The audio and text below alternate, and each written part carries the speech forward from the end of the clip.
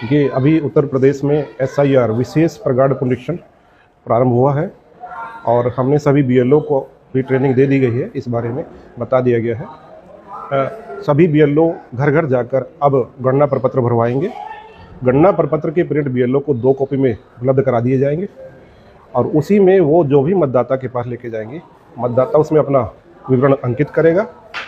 उसमें कुछ बातें जो पहले से प्रिंटेड है, उसका मतदाता का नाम, उसका EPIC नंबर, आधार नंबर, ये सब पहले से है, पुराना फ़ोटो लगा है, उसमें नया फ़ोटो लगाएगा और अपना विवरण उसमें थोड़ा अंकित करेगा।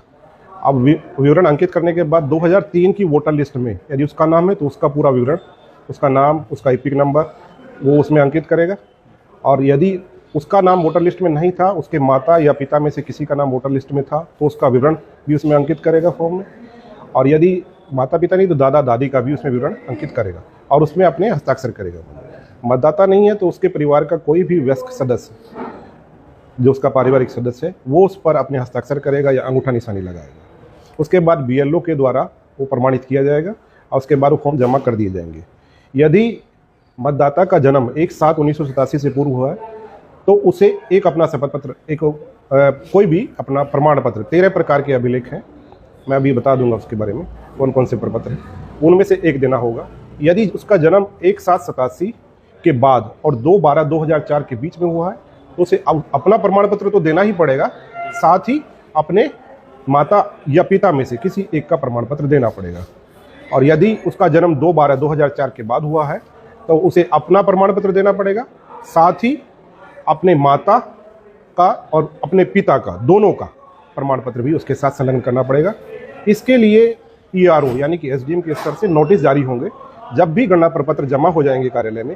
इसकी अवधि अभी गणना प्रपत्र भरवाने की और जमा करने की 4 तारीख से लेके 4 तारीख से शुरू हो जाएगा और 4 दिसंबर तक ये कार्यक्रम पूरा 1 महीना रहेगा।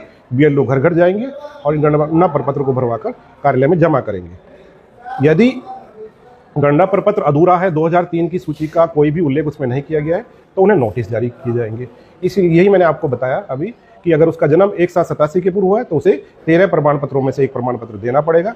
और यदि 1/7/87 के बाद और 2/12/2004 के बीच में हुआ है तो उसे अपना प्रमाण पत्र देना पड़ेगा, साथ ही अपने माता या पिता में से किसी एक का प्रमाण पत्र देना पड़ेगा। और यदि 2/12/2004 के बाद हुआ है तो उसे अपना प्रमाण पत्र, साथ ही माता और पिता दोनों का प्रमाण पत्र देना पड़ेगा, दोनों के। और जो प्रमाण पत्र है वो या तो सरकारी सेवा में, कहीं भी केंद्र की सरकार में या कहीं किसी संगठन में अगर वो है तो उसका आई कार्ड होगा, पहचान पत्र होगा, वो मान्य होगा। उसका जन्म प्रमाण पत्र होगा, उसे आवास से कोई पट्टा है तो वो मान्य होगा। यदि उसे वनाधिकार क्षेत्र का कोई प्रमाण पत्र वो मान्य होगा।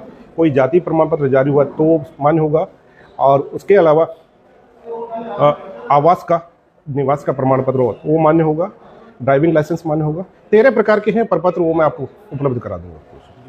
इसमें मान लो किसी परिवार का सदस्य कोई बाहर रहते हैं तो उनके लिए क्या सुविधा होगी? देखिए, वोट अब एक ही जगह रहेगा, ठीक है। अगर उसके परिवार का मुखिया यहाँ उसको, अगर वो व्यक्ति बाहर कहीं नौकरी करने गया है और उस पर वहाँ वोट नहीं बना है तो उसके परिवार का मुखिया भर के दे देगा, वो अपने प्रमाण पत्र संलग्न कराएगा, उसकी वोट बन जाएगी, इसमें एक ही रहेगी। इसीलिए इसमें धारा 31 के तहत सजा का भी प्रावधान है। ये घोषणा पत्र अगर भरता है व्यक्ति या मतदाता और वो गलत सूचना देता है तो उसमें 1 साल की कैद का प्रावधान है, ठीक है। और यदि BLO के द्वारा या हमारे द्वारा या किसी के द्वारा भी गलत किया जाता है तो उसमें भी सजा का प्रावधान है, उसमें 2 साल तक की कैद का प्रावधान है, ठीक है। तो इसलिए